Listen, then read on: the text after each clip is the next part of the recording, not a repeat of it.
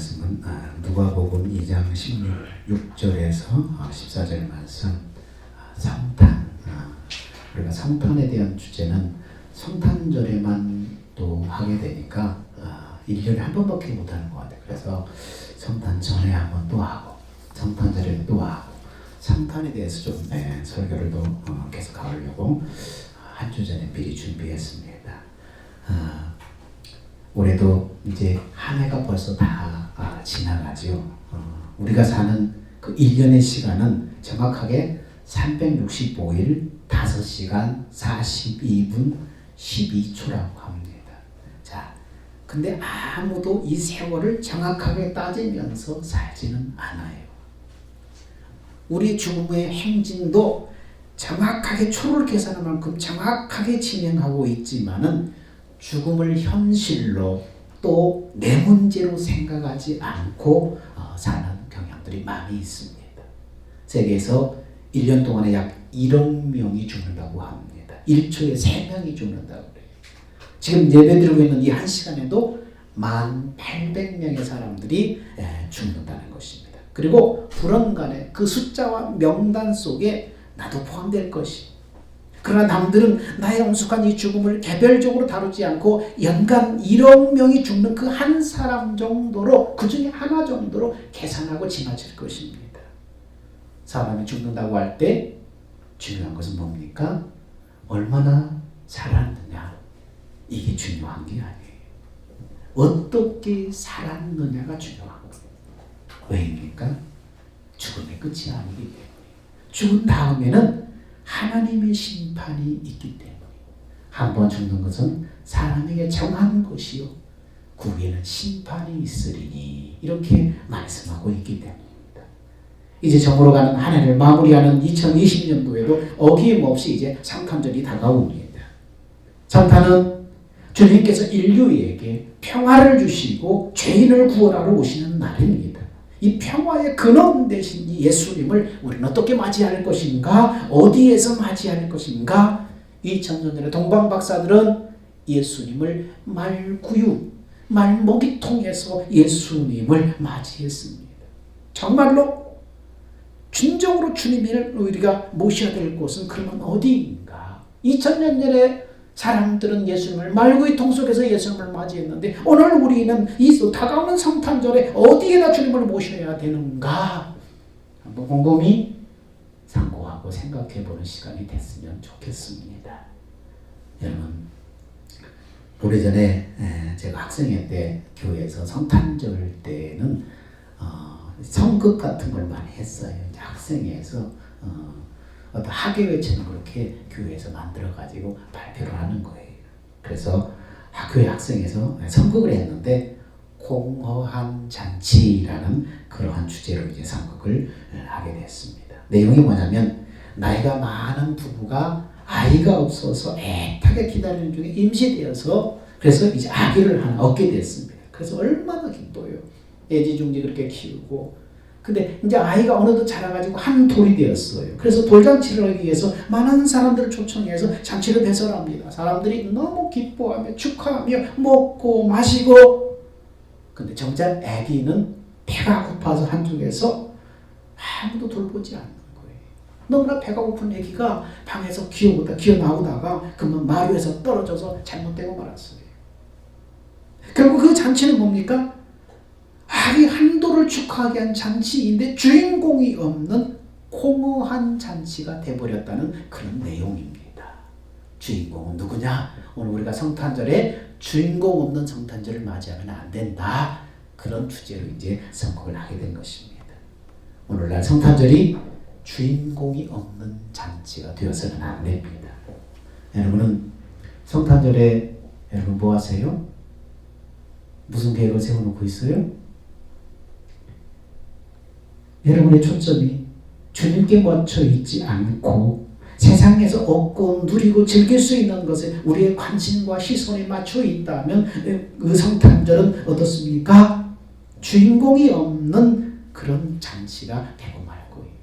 예수님이 주인공인데 우리를 구원하기 위해서 우리를 지혜에서 건져서 우리에게 생명을 주시기 위해서 이 땅에 오신 예수님의 주인공인데 우리 초점이 그 예수님께 맞춰 있지 않다면, 세상에서 얻고 누릴 수 있는 것에 우리의 관심과 초점이 가 있다면 이 성탄절은 예수 없는, 주인공 없는 그러한 성탄절이 되고 말 것입니다.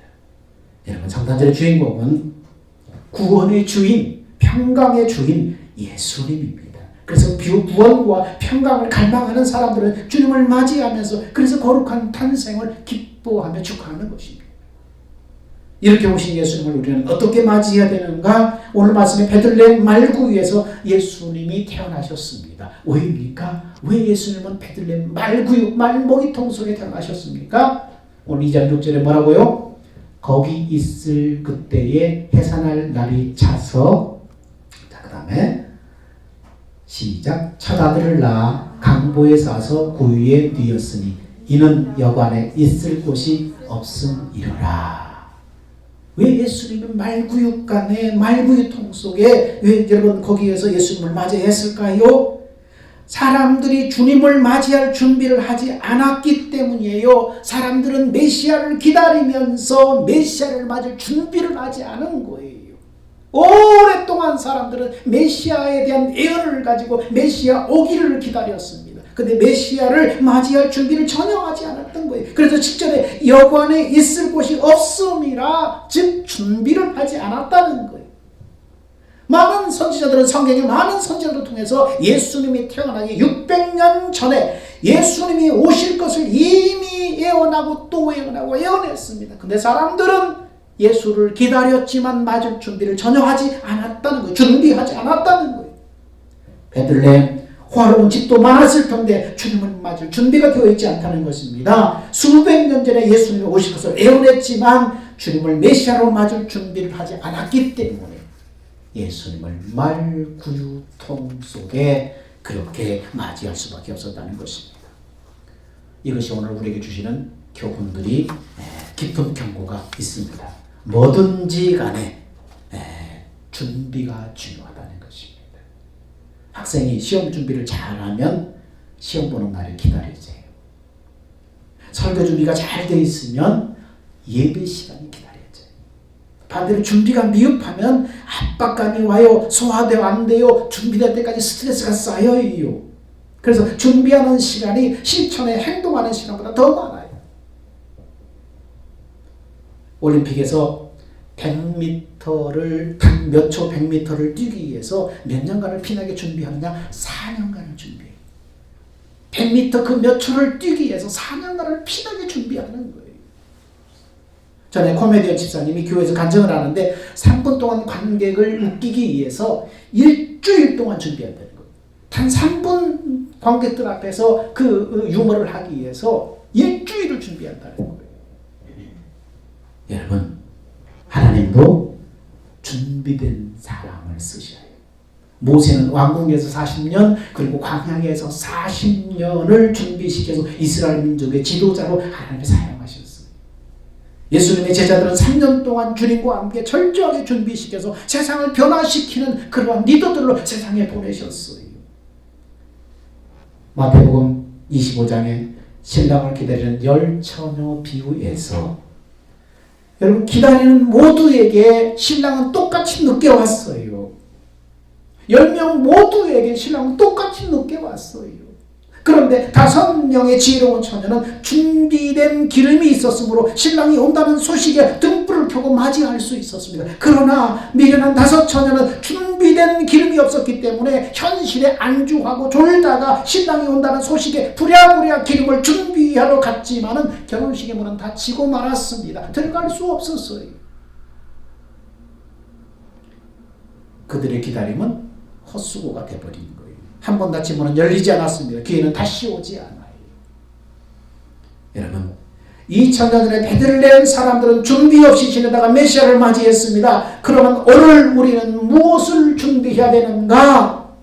오늘 성탄절마다 우리는 2000년 전에 오신 예수를 기다리는 것이 아니라 다시 오실 예수님 맞을 준비를 해야 되는 거예요. 이제 다시 우리 가운데 재림하실 예수를 맞을 준비를 해야 하는 것입니다. 예수님이 다시 오신다. 반드시 오신다. 와서 결산할 것이다. 와서 회개할 것이다. 충성하라. 헌신하라. 사랑하라. 계속 성경은 말씀했어요. 그런데 준비하지 않고 있다가 재림하시는 예수를 맞이하면 어떻게 되겠습니까? 신랑이 왔는데 그 잔치에 들어가지 못한 그런 미련한 다섯 처녀가 되고 말고, 이스라엘 사람들은 수백 년 동안 예수님이 이 땅에 여자의 몸을 통해서 탄생하신다는 얘기를 계속해서 했습니다. 지명까지도 누구의 후손을 통해서 오신다는 얘기까지도 계속하며 했습니다. 그러나 그들은 전혀 기다렸지만 준비하지 않았어요. 사랑하는 여러분, 다시 오실 주님을 맞이하는 그런 준비를 하는 사람들이 되시기 바랍니다. 기도하며 믿음으로 준비해야 됩니다. 충성하며 준비해야 됩니다. 영적으로 깨어서 신랑을 맞이하는 신부처럼 맞을 준비를 하며 여러분 깨어 있어야 합니다. 또한 오늘의 성탄은 어디에 주님을 모셔야 하는가? 2000년 전에 주님을 말구에서 모셨다면 오늘 성탄은 어디에 주님을 모셔야 되는가? 화려한 저택이나 호화로운 호텔이 아닙니다. 주님을 모셔야 될 곳은 마음이에요. 저와 여러분의 마음속입니다. 우리 마음의 주님을 모셔야 하는 것입니다. 이제는 눈에 보이는 성전이 아니에요. 눈에 보이는 호화로운 것이 아니에요. 주님은 마음 성전에 주님이 오시는 거예요. 말구유 속에 말구유처럼 더럽고 추한 우리의 인간의 마음일지라도 주님을 모시면은 그것은 새로워집니다. 변화가 일어납니다. 평화가 찾아옵니다. 새 사람이 되는 거예요. 그래서 예수님은 천국이 여기 있다 저기 있다 하지 않고 천국은 네 마음속에 있다 그렇게 말씀하셨습니다. 주님을 모실 곳은 여러분의 마음이, 우리 마음이 주님을 모신 곳이 천국이 되는 것입니다. 주님이 있는 곳이 천국이에요. 그러나 주님이 없는 곳, 주님이 떠난 곳은 지옥이 되어버리는 거예요. 사람들은 많은 소유가 있는데 왠지 만족이 없고 세상 쾌락을 즐기는데 왠지 안식과 평안이 없는 허전과 공허 속에 방황하는 것을 보게 됩니다. 왜입니까? 주님을 모셔야 되는 마음에 주님이 계시지 않기 때문에. 세상의 것을 다 소유했는데 세상의 기쁨을 다 누리고 있는데 왠지 마음이 공허해. 왠지 마음이 허전해. 만족이 없어. 왜요? 거기에 주님이 없기 때문에. 주님이 없기 때문에. 전에 미국에서 재벌 100명과 지식인 100명에게 설문조사를 했습니다. 당신은 지금 행복합니까? 라고 묻자 아니요, 나는 행복하지 않습니다. 대답하는 사람이 무려 87%였습니다. 평생을 먹고 살 수 있는, 즐길 수 있는 소유를 가지고 있는 사람, 남들이 갖지 못한 고상한 지식을 가지고 있는 사람들이 행복하지 않다고 고백한다면 과연 누가 행복합니까? 누가 행복한 사람입니까? 진정한 행복은 소유에 있지 않고 마음에 있다는 것을 우리에게 깨닫게 해줍니다. 소유는 우리에게 행복, 그 행복을 가져다 주잖아요. 행복은 마음에 있다는 거예요. 주님을 마음에 모실 때 우리의 빈 마음에 진정한 평안이, 진정한 만족감이 찾아오는 것입니다. 그래서 철학자 파스칼은 뭐라고 말했습니까? 하나님은 인간을 창조하실 때 마음 깊은 곳에 방 하나를 비워뒀는데 그 방에 주님이 오시기까지 공허한 빈 마음이 채워지지 않는다. 그렇게 말을 했습니다. 사람은 창조할 때 하나님이 마음구석에 오직 하나님으로만 채워줄 수 있는 공간이 있다는 거예요. 다른 어떤 세상의 것으로 채워지지 않는, 그 만족할 수 없는 그 공간이 있다는 거예요. 거기서 주님이 오시면은 사람은 만족하게 된다는 거예요. 만족감. 행복이 뭐예요? 만족감이에요. 이번 성탄은 여러분의 빈 마음에 주님을 모시고 평안과 행복을 찾으시기를 축원합니다. 그 빈 마음에 주님을 모셔야 돼요. 여러분의 마음에 예수가 있습니까? 여러분의 마음에 예수님이 계신 것 같아요? 아니면 아직도 공허해요? 세상에 그 무엇으로도 막 이 공허한 마음을, 만족을 채우려고 뛰어다녀요? 얼마 전에 앉아서 기도를 하는데 쭉 기도를 하다가 문득 어떤 생각이 떠오르는 거예요. 그래서 그 떠오르는 생각을 네가 말로 한번 해봐라 하는 그런 느낌이 와요. 그래서 떠오르는 생각을 하나하나 떠오를 때마다 그것을 말로 계속해서 해봤더니 나중에 보니까 주님이 나한테 생각을 통해서 계속해서 말씀하시는 주님의 말씀이었어요. 주님은 어떻게 해요? 우리 마음과 생각에 말씀하신다고 그랬어요. 우리가 놓쳐버리고 우리가 무시해버리고 우리 주님을 우리가 마음에 모시고 있다고 하면서 주님을 무시해버리고 주님한테 묻지 않아요. 주님과 상의하지 않아요. 주님의 음성을 들으려고 하지 않아요. 여러분의 생각과 마음을 주목하셔야 돼요. 주님 생각을 통해서 말씀하시고 여러분의 심령이 여러분의 마음이 주님 앞에 잘 준비될 때에 떠오르는 생각들을 여러분 그 생각에 그 단서를 잡고 계속해서 말을 해보세요. 계속해서 얘기를 해보세요. 떠오르는 생각을 얘기해보세요. 이건 내가 하는 것이 아니고 주님이 나에게 지금 내 안에서 계속 말씀하시네. 그것을 알게 됩니다. 여러분은 마음에 주님을 모셨다면 주님과 함께 주님의 손을 잡고 함께 교제해야 됩니다. 주님의 그 인도를 받으셔야 됩니다. 성탄은 세 가지를 주로 오셨습니다. 성탄은 예수님은 우리에게 빛을 주러 오셨어요. 그래서 이렇게 말합니다. 목자들이 예수 탄생 소식을 듣다. 그 지역의 목자들이 밤에 밖에서 자기 양떼를 지키더니 주의 사자가 곁에 서고 주의 영광이 그들을 두루 비치매 크게 무서워하는지라.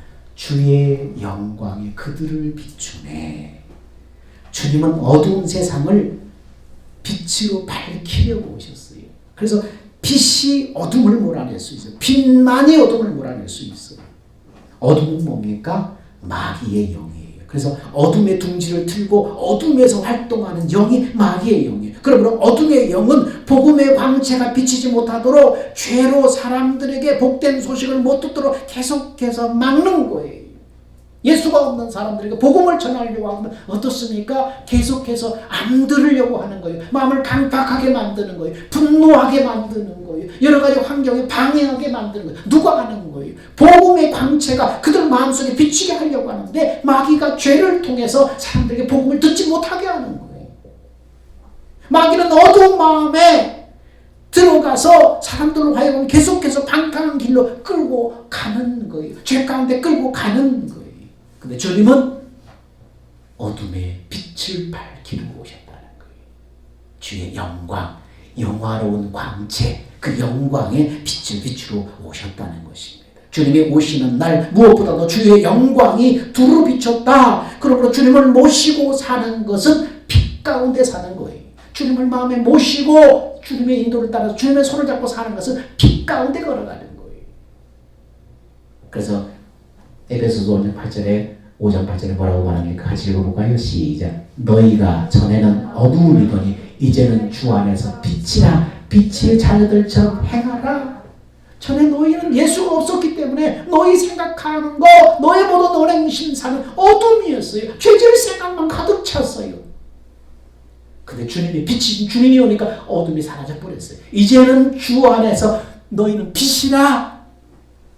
예수 안에 있으면 빛이라는 거예요. 이제 빛의 자녀들처럼, 너희는 빛의 자녀들처럼 살아라.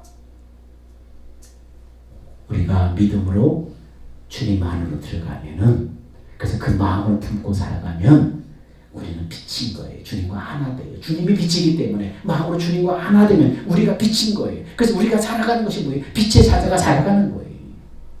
그래서 주 안에서 빛이에요. 주 밖에서는 빛이 아니에요.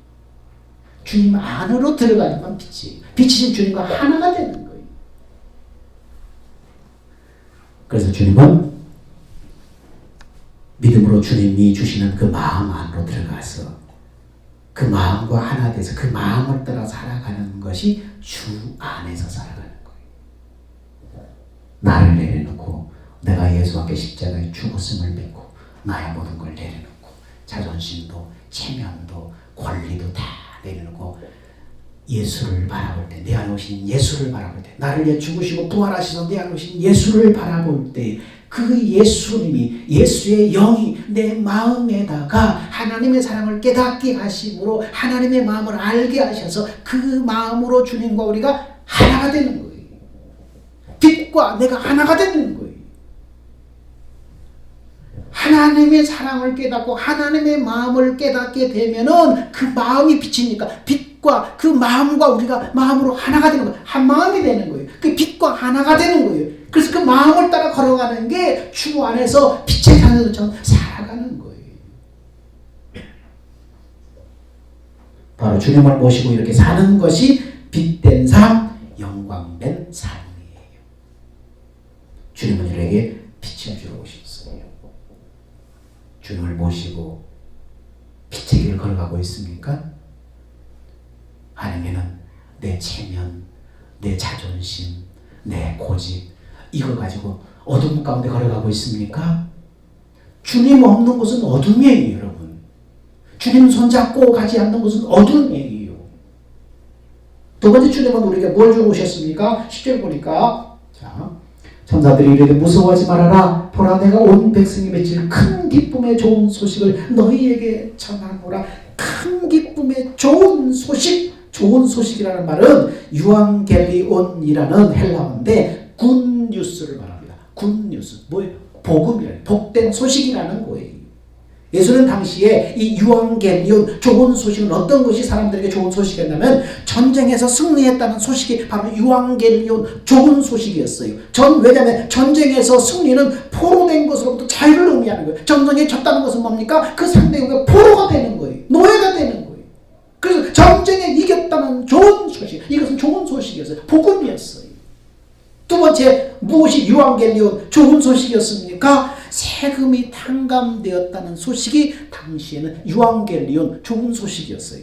예수님이 오실 당시에 백성들은 높은 세금 때문에 고통을 당했어요. 세금이 내는 것이 너무나 어려워서 스스로 종이 되는 길을 택하기로 했습니다. 그래서 파산하는 사람의 운명은 바로 노예의 운명이에요. 근데 세금이 탕감되었다는 것은 뭡니까? 종이 아닌 자유자가 되었다는 것을 의미합니다. 그래서 이것이 유앙겔리온 좋은 소식이었어요. 또 하나 우스갯소리는 어디에다 이 좋은 소식이 썼냐면은 장모님이 오신다고 그랬는데 안 왔다. 이게 바로 유앙겔리온 좋은 소식이었다는 거예요. 얼마나 그 당시에 그랬는가 하면은, 자, 이것이 유앙겔리온 그랬는데, 그래서 그 당시에 가장 근본적인 문제 해결의 소식이 바로 좋은 소식이었다는 거예요. 근데 바로 예수님의 오심이 이러한 인생의 모든 문제의 해결이 된다. 좋은 소식이다.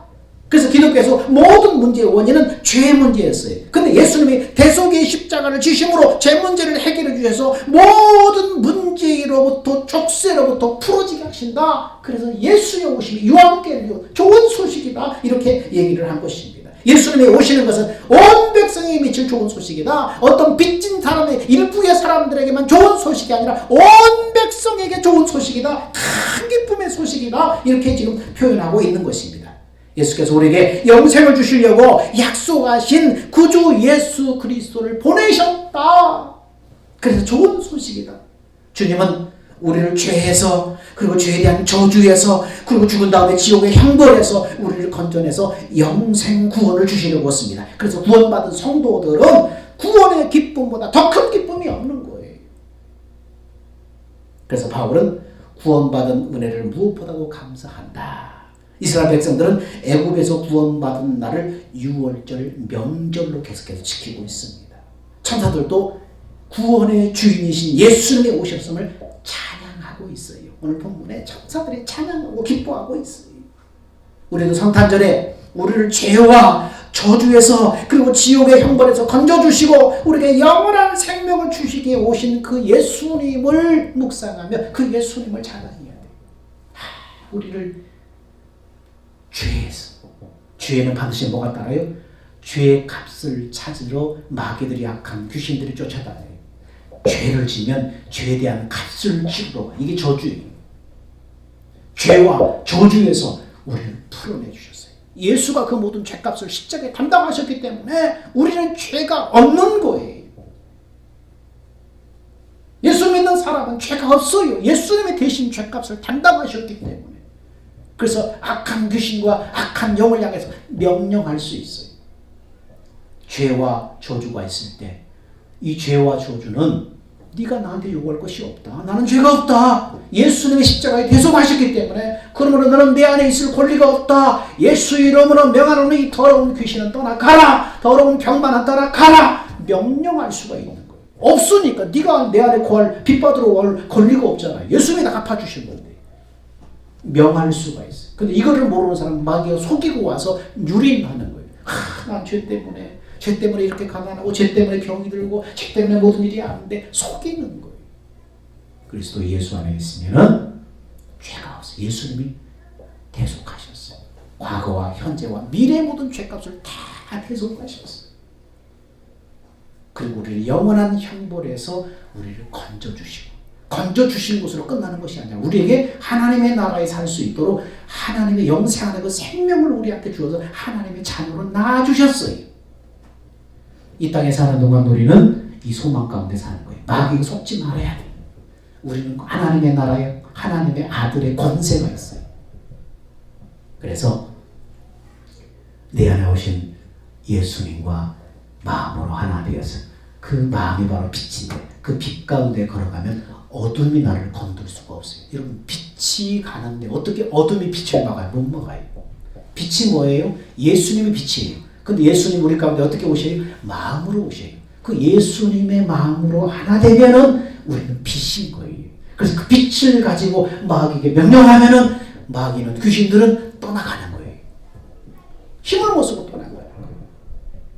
그래서 예수 안에 거하는 것이 중요해요. 그 빛 가운데 거하는 것이 중요합니다. 예수님은 세 번째 우리에게 뭘 주러 오셨어요? 14절에 보니까 지극히 높은 곳에는 하나님께 영광이요 땅에서는 하나님이 기뻐하신 사람들 중에 평화로다. 땅에 평화를 주러 오셨어요. 근데 하나님이 기뻐하신 사람들 중에 평화예요. 아무나 평화가 아니라 하나님이 기뻐하시는 사람들, 그들 가운데 평화를 하나님이 주시는 거예요. 요즘 같은 세상에 가장 필요한 게 뭡니까? 평화입니다. 여러분 우리 주변에 들려오는 소식마다 암울해요. 불안해요. 어두워요. 희망을 주는 평화로운 소식을 들어보기 힘든 그런 세상 가운데 지금 살아가요. 사람에게는 세 가지 평화가 있어야 됩니다. 마음의 평화가 있어야 돼요. 나무의 뿌리가 튼튼해야 좋은 열매를 맺듯이 우리 보이지 않는 그 마음 안에 평화가 있어야 하는 거예요. 많은 소유를 가지고 있어도 이 평화가 없다면 잠 못 이룰 만큼 근심 걱정이 있다면 그 사람은 결코 행복한 사람이 아니에요. 여러분 주님은 요한복음 14장 27절에 그래서 뭐라고 말합니까? 예수 믿는 사람에게 뭐라고 말합니까? 시작. 평안을 너에게 끼치노니 곧 나의 평안을 너에게 주노라. 내가 너에게 주는 것은 세상이 주는 것과 같이 아니라 너희는 마음에 근심하지도 말고 두려워하지도 말아라. 예수님이 우리에게 평안을 주는 거예요. 이 평안은 세상에 재물이 든든해가지고 오는 위안이 아니에요. 세상 권세를 가졌다고 든든한 게 아니에요. 예수님의 평안을 너에게 주노라. 나의 평안을, 예수의 평안을 너에게 주노라. 예수님이 부활하셔서 제자들에게 하신 첫 말씀도 너에게 평안할지어다. 마음의 평안을 누리는 비결은 뭡니까? 마음의 예수를 모시고 주님과 함께 살아갈 때 평화를 누리게 되는 거예요.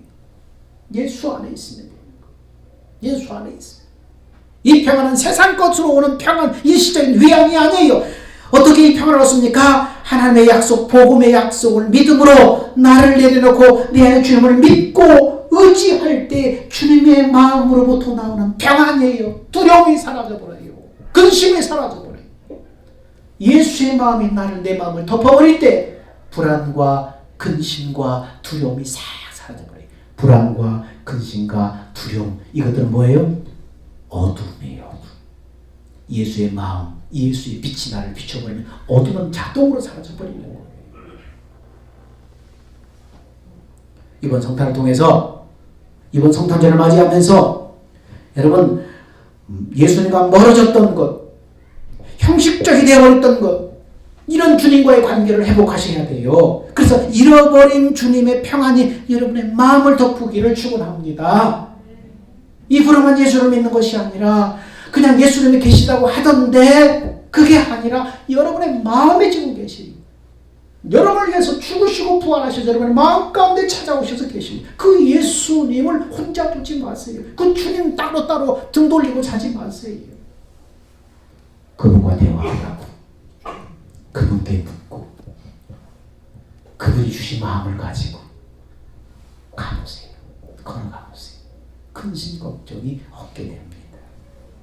가정에도 평화가 있어야 됩니다. 마음에도 평화가 있어야 됩니다. 두 번째, 가정에도 평화가 있어야 돼요. 가정은 인류 최초로 하나님이 만드신 공동체예요. 한 몸 공동체. 그래서 가정과 교회의 원리가 같아요.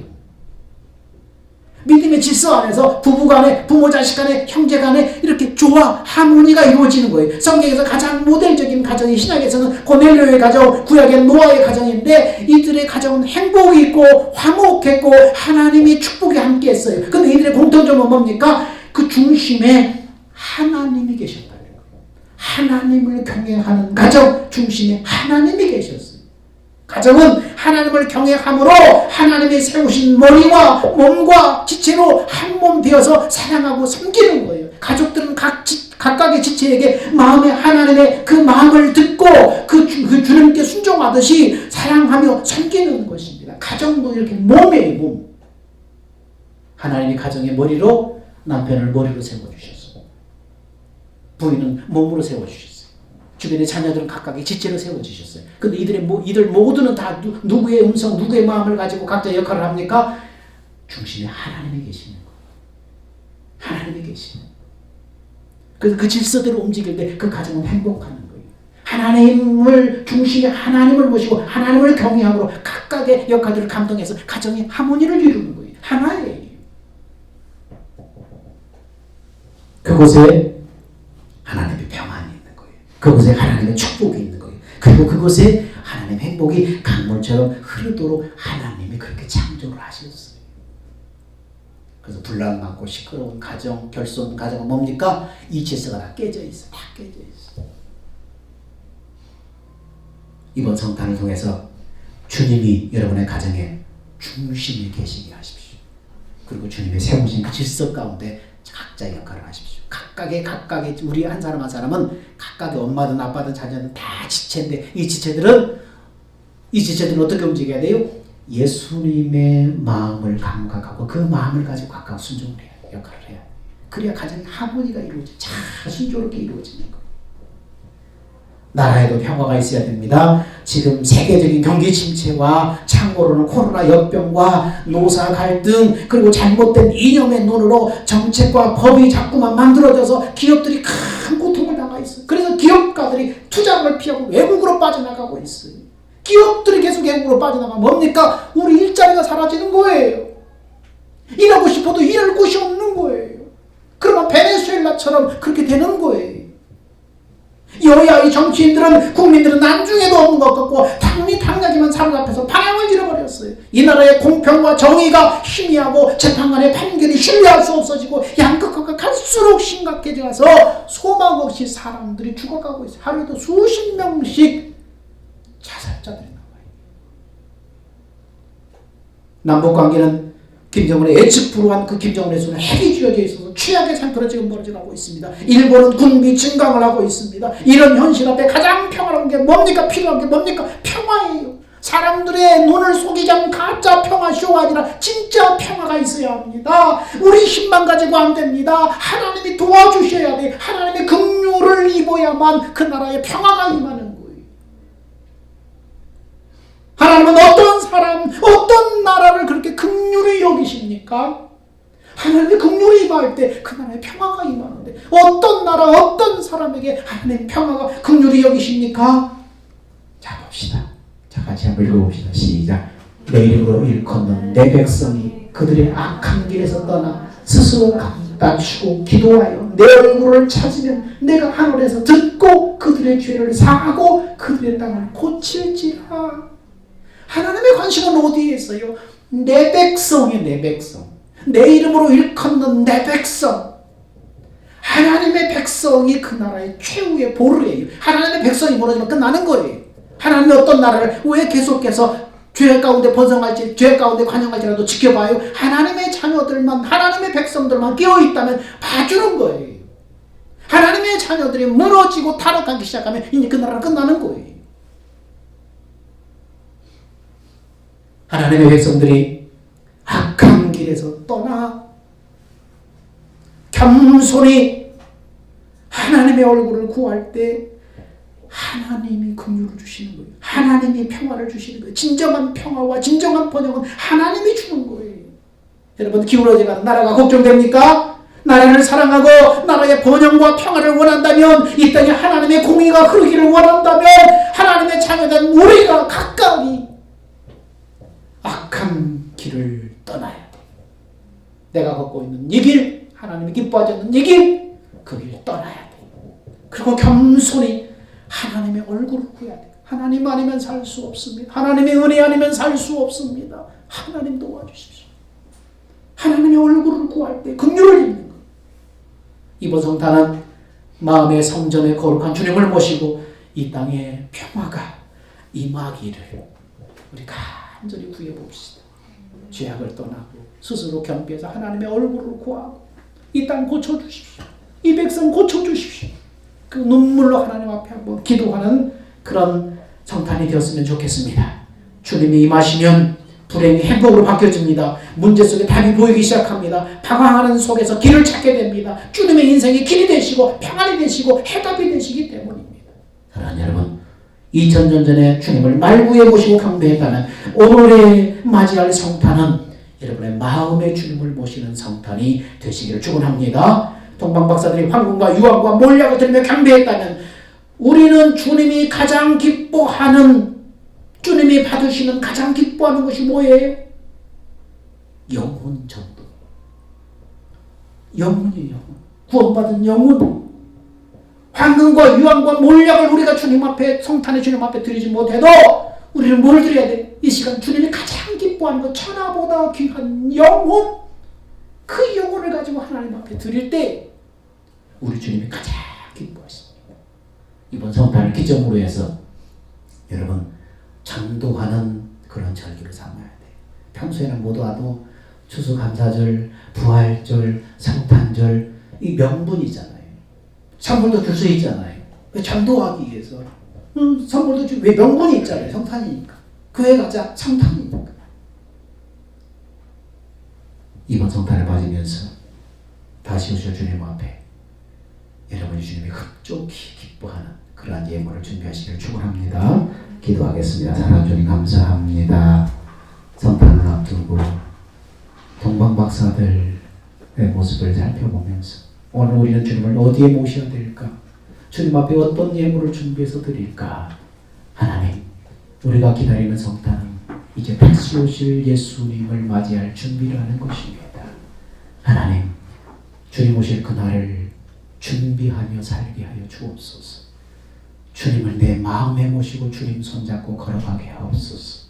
주님의 가장 기뻐하는 영혼 구원을 위해서 살게 하여 주시옵소서. 생명 되신 예수님의 이름으로 기도하옵나이다.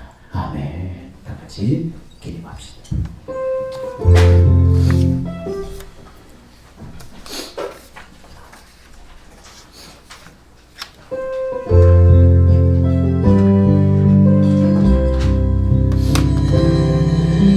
주님 다시 오실 때까지 나는 이 길을 가리라.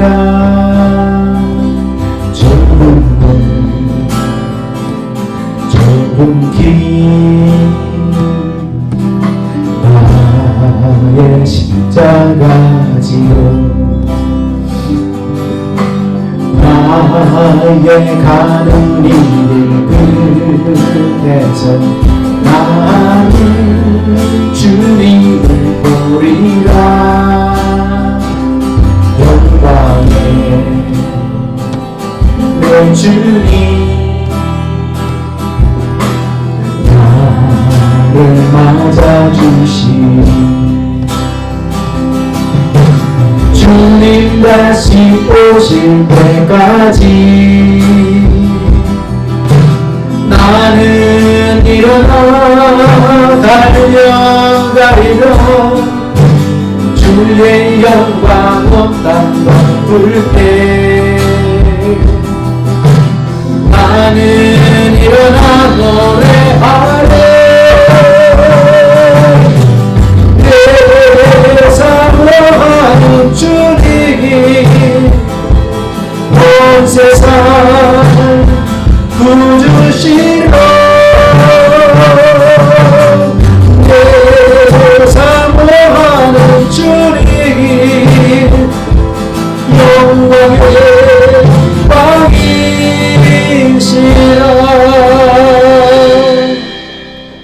이제는 우리 주 예수 그리스도의 은혜와 독생자를 보내주신 하나님의 만극하신 그 사랑과 지금도 내 안에 계시면서 말씀하시고 인도하시고 함께하시는 성령님의 은혜가 오늘 성탄을 앞두고 우리 주님을 어떻게 맞이할까, 어디에 모실까, 무엇을 준비할까, 다시 오실 예수님을 기다리는 준비하기 원하는 사랑하는 성도들의 머리 위에 그들의 결단 위에 이제부터 영원 무궁토록 함께 있을지어다. 아멘.